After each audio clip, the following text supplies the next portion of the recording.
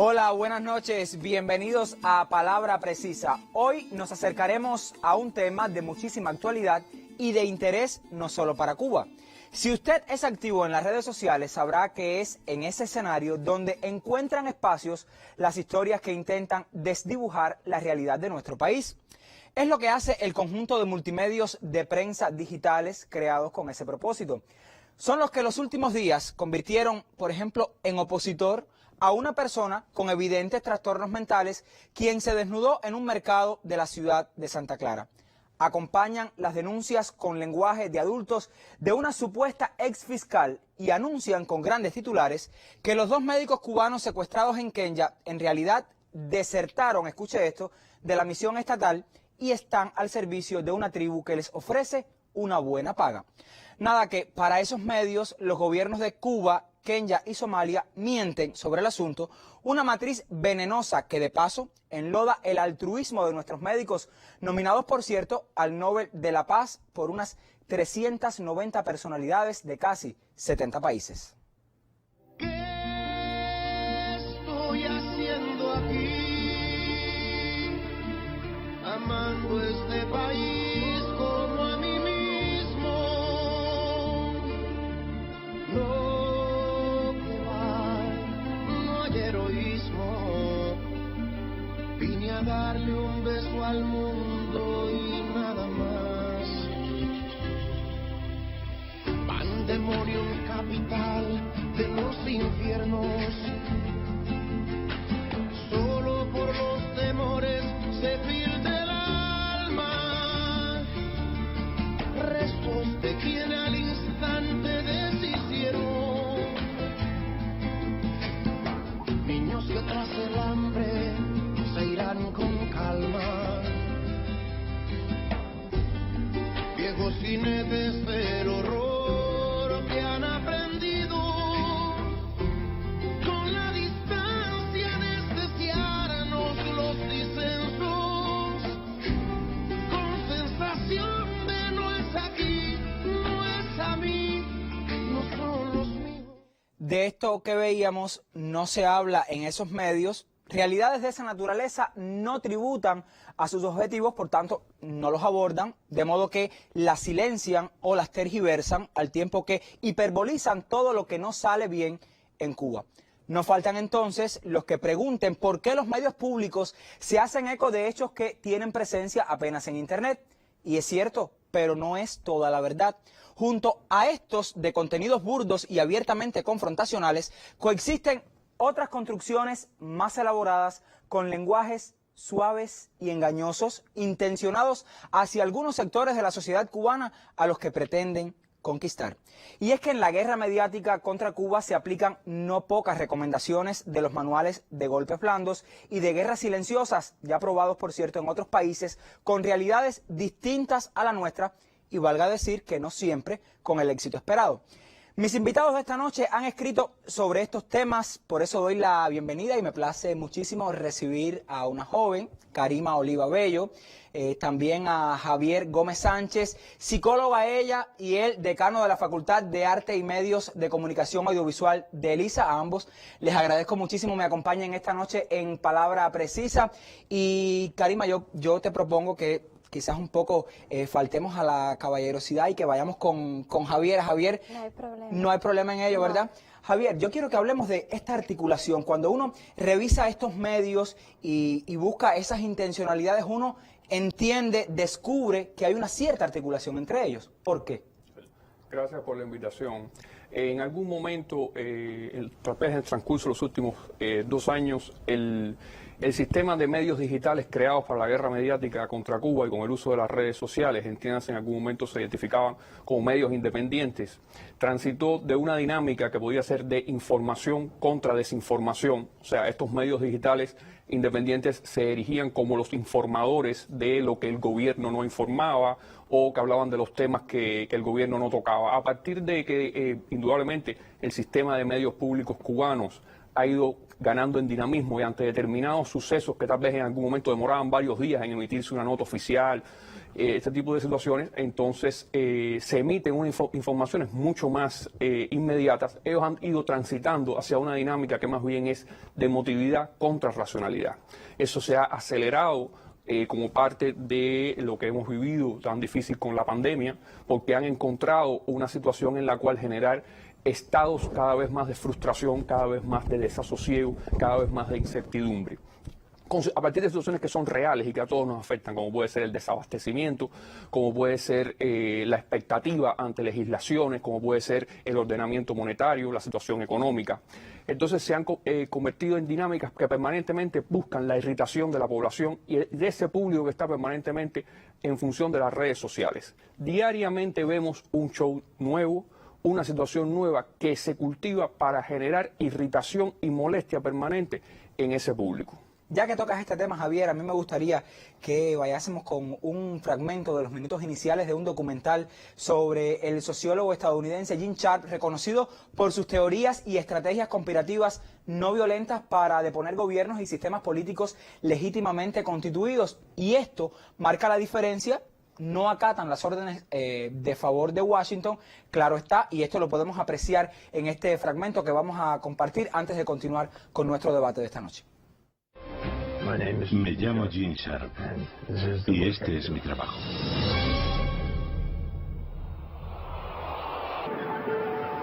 ¿Cómo describiría su trabajo? Describir mi trabajo siempre ha sido un problema. Principalmente intento comprender la naturaleza y el potencial de las formas de lucha no violentas para socavar dictaduras. Esta es una técnica de combate. Es un sustituto de la guerra y de cualquier otro tipo de violencia. Su manual para la revolución, de la dictadura a la democracia, ha traspasado clandestinamente fronteras y ha sido descargado cientos de miles de veces. Sus marcas distintivas pueden verse en revoluciones en todo el mundo.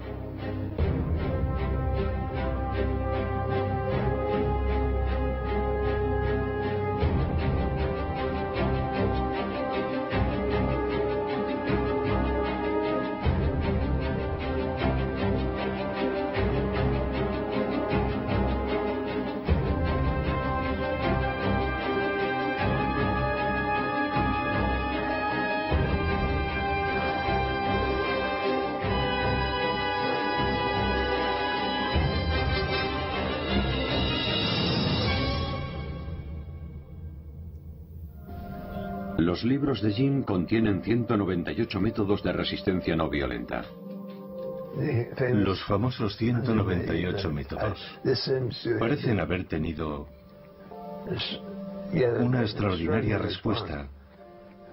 Son simplemente los 198 métodos específicos. Estas formas de rebelión son el boicot económico, la desobediencia civil, las protestas.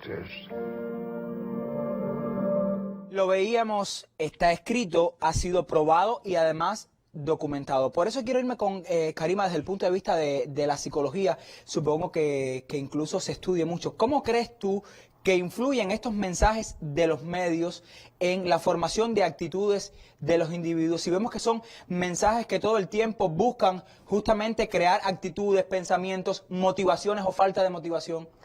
Sí, yo creo que en primer lugar tiene que ver con la naturaleza misma de los temas que abordan, ¿no? Porque son temas que están muy vinculados a las cuestiones identitarias, ¿no? O sea, lo que define la manera en que cada persona se siente y es. Son temas, por ejemplo, como la violencia de género, son temas como la discriminación racial, son temas que tienen que ver también con los derechos y las libertades políticas, con los derechos vinculados a la diversidad sexual. Entonces, son temas que apuntan a cuestiones que son significativas realmente para cada persona. Y además, la manera en que son abordados estos temas, como decía Javier, apelan mucho a lo emocional, o sea, inviabilizan un análisis crítico, verdaderamente crítico de estos temas. ¿Qué hacer un análisis crítico? Bueno, un análisis que estuviera centrado en la búsqueda de las causas últimas de los fenómenos, que pusiera de relieve las contradicciones, que tomara en cuenta todos los factores que intervienen en la manera como se dan determinados fenómenos, determinados hechos, que de alguna manera tomar en cuenta los condicionamientos sociohistóricos y todo lo contrario, ¿no?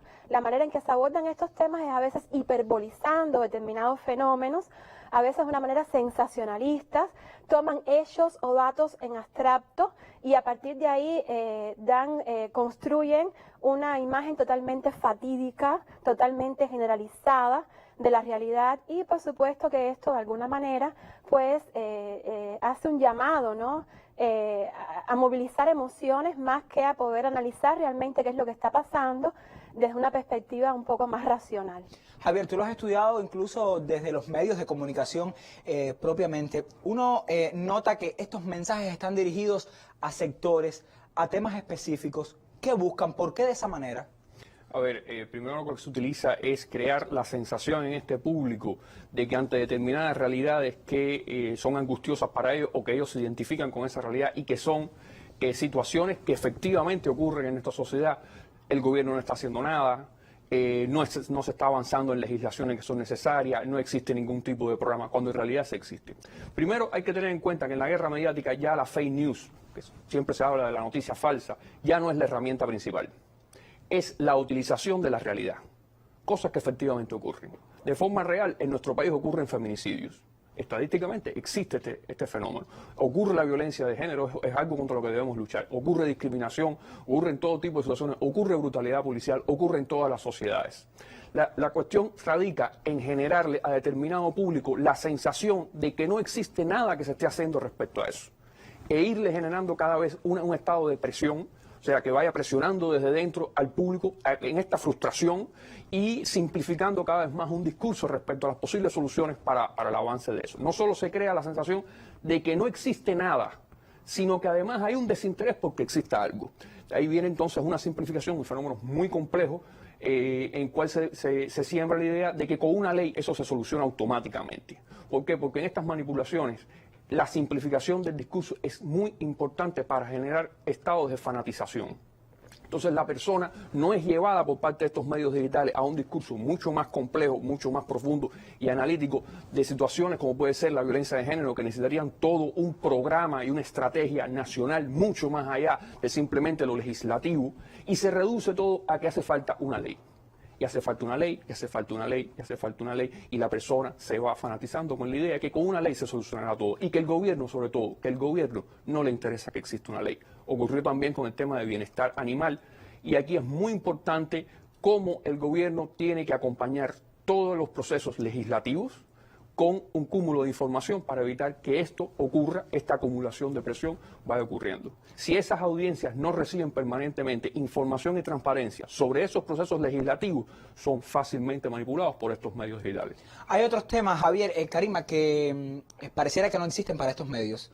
O sea, estos que quizás son más peliagudos, que tocan la sensibilidad de las personas, son los temas. Sin embargo, hay otros, sobre todo los relacionados con las cosas buenas que suceden en Cuba, uno no las ve. Sí, exactamente. Yo te voy a poner un ejemplo, ¿no? Y lo voy a poner siguiendo esta idea de Javier de lo que pasa con la temática de género en específico. En el país hay toda una agenda de trabajo en relación con el tema. Se acaba de declarar que va a haber un observatorio de violencia de género, una cosa que coloca al país en una posición de mucha ventaja con relación a eso, porque un observatorio va a permitir hacer un seguimiento de cuáles son los casos, un diagnóstico de las causas en que están ocasionando estos episodios de violencia. Y al mismo tiempo, por ejemplo, la Gaceta Oficial de la República acaba de publicar un decreto presidencial que aprueba el programa integral para el adelanto de la mujer. El término adelanto, que ha sido muy criticado, es un término que no es nuestro, es un término de las Naciones Unidas. Y al mismo tiempo que está pasando todo esto, que te das cuenta que hay una agenda de trabajo en curso para la atención de todos los problemas, tú te encuentras entonces a los medios que tienen una agenda subversiva, hablando de que el tema de la violencia de género en Cuba equivale a decir que estamos ante un pozo ciego. O sea, es el término que usan. Tú dices, un pozo ciego, ¿qué cosa es un pozo ciego? Ahí no hay nada, ¿no? Quiere decir que te están brindando la idea de que las mujeres no tienen un amparo legal contra la violencia, de que las mujeres no tienen a dónde acudir en caso de ser víctimas de violencia, de que no existen protocolos o programas de atención a la mujer, de que los casos quedan impunes.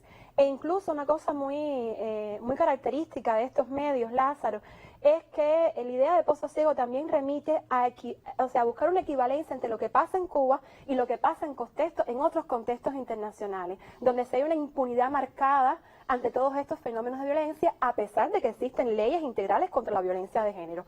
Entonces yo creo que sí, que todo el tiempo están apostando a que lo que ellos no dicen es como si en Cuba no pasara. Por ejemplo, como el bloqueo, no hablan del bloqueo. O los éxitos en el enfrentamiento a la pandemia. Por ejemplo, no hablan de las vacunas prácticamente. En el mismo momento que Cuba estaba anunciando que había 5 candidatos vacunales, que yo creo que eso ningún país del mundo, incluso desarrollado, lo puede mostrar, ellos estaban pues montando otros performances, otros shows mediáticos para desviar la atención de ahí.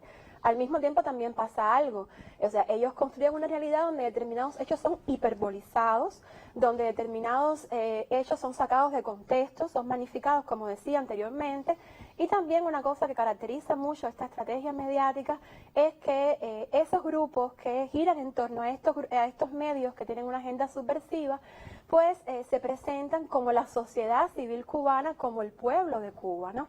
Independientemente de que más del 86% de la población en Cuba refrendó la Constitución que reconoce el carácter socialista del sistema político cubano, entre otras cuestiones, pues ellos están de alguna manera como secuestrando la voz del pueblo de Cuba y presentándose como la sociedad civil en Cuba.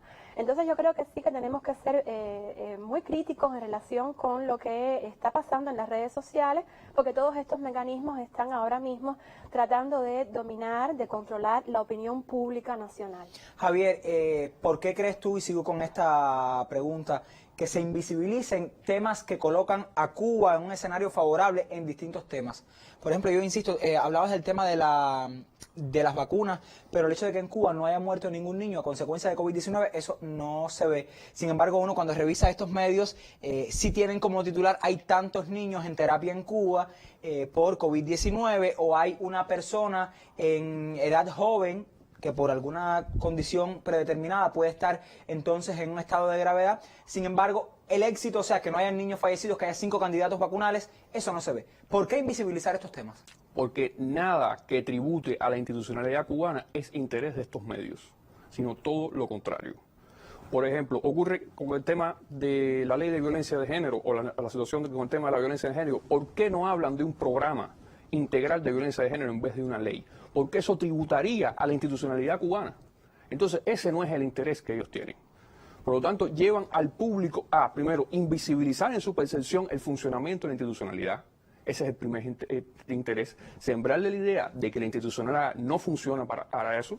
Desarrollar una sociedad civil virtual y paralela a la sociedad civil que existe en Cuba.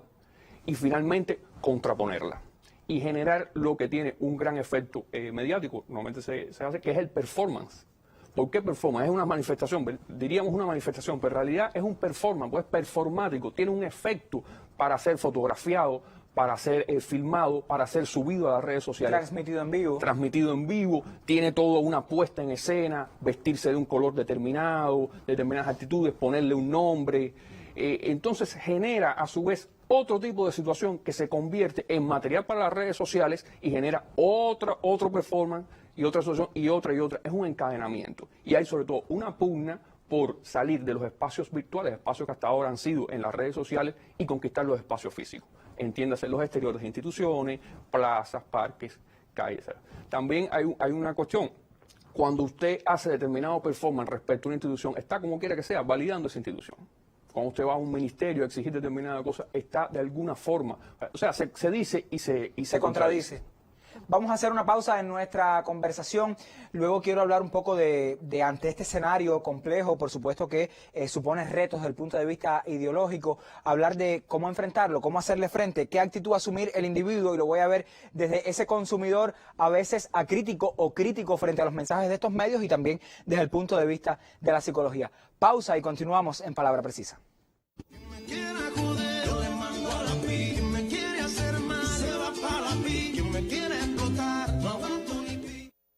En algún momento ustedes hablaban o mencionaban a los que podrían preguntarse la pertinencia, Javier, Karima, de visibilizar estos temas, denunciar las acciones de algunos individuos y el papel de ciertos medios llamados independientes. Y mi última pregunta, que tiene que ver con retos también, con cómo afrontarlos, sería, ¿creen ustedes que esto sea oportuno, es válido en el escenario que vive Cuba hoy? Yo creo que sí, yo creo que pensando cuáles pudieran ser formas de enfrentamiento a lo que estamos viviendo, yo veo 3 direcciones claras, Lázaro. En un primer momento, yo creo que es muy importante, y siempre lo digo, con relación a estos problemas, la primera respuesta que hay que dar es resolverlos en la concreta. O sea, yo creo que son problemas que tienen que ser abordados con los grupos que son afectados, y más en este escenario de cambios que estamos viviendo. En segundo lugar, yo creo que es muy importante producir contenidos para posicionarlos nosotros también mediáticamente. O sea, en las redes, en el espacio sociales. De Internet. No basta únicamente con que estemos trabajando, con las instituciones y organizaciones estén trabajando, sino que también dentro de esas agendas de trabajo tiene que haber una estrategia comunicacional para colocar mediáticamente qué es lo que se está haciendo, cuáles son los enfoques que se están llevando a cabo, cuáles son los logros, sin discursos triunfalistas, pero hay que también mencionar los logros y también las limitaciones en un sentido crítico. Y en tercer lugar, yo creo que habría que hacer, y yo creo que es una cosa que se impone, es también educarnos en un pensamiento crítico, más que un pensamiento crítico, en una cultura crítica para poder lidiar con las redes sociales. O sea, es muy importante denunciar, porque qué es lo que está pasando, quiénes son las personas que están implicadas, ¿no? Porque estamos en medio de un escenario que es muy complejo, tampoco podemos evadir esa realidad.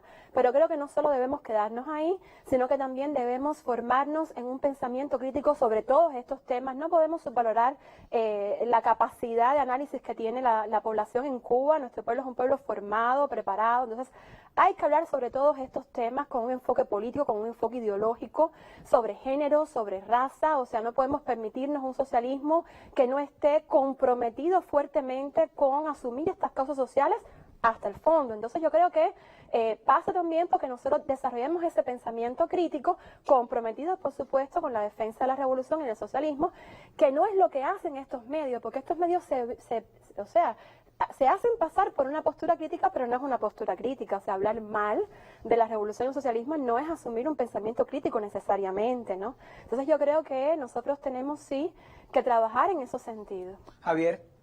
Yo creo que además de complementar todo lo que, o sea, apoyar todo lo que dice Karima, creo que quisiera agregar no dejarnos caer en el miedo a una maquinaria de terror.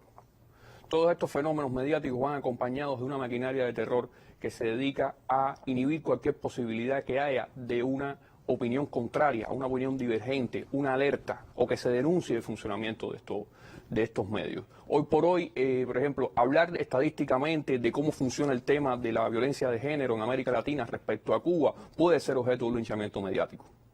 Hacer un simple cuestionamiento de qué tipo de legislación o qué tipo de funcionamiento puede tener una legislación en cuanto a bienestar animal o el mismo tema de la violencia o a otros, es exponerse directamente a un linchamiento mediático, porque todos estos medios van acompañados de maquinarias de terror, medios que se dedican específicamente a esto, que son acompañantes, dinámicas en las redes de troles que insultan constantemente y que exponen a las personas, incluso a otras personas reales, personas que tienen nombre y apellido, son figuras públicas. Llega un momento ya que no tenía escrúpulos, ni siquiera siendo una figura pública del arte o la cultura, insultar a otra persona públicamente en Facebook. No puede ser que para nosotros tener ese debate social que necesitamos en tantos temas que son reales y que tenemos que superar, lo que tenemos es que armarnos de valor y que no haya especialistas en Cuba en temas como estos que tengan miedo de hablar de lo que les toca por su profesión, porque se hace un determinado tipo de cuestionamiento a lo que esa maquinaria está imponiendo, los linchan inmediatamente en Facebook.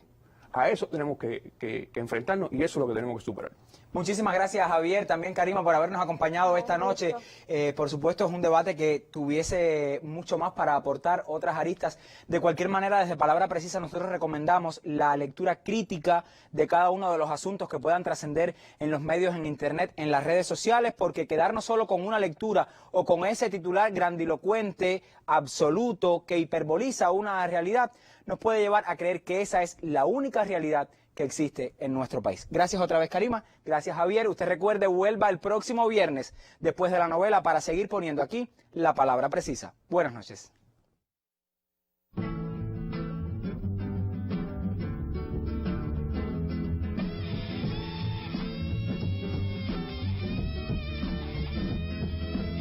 Del amor estamos hablando, por amor estamos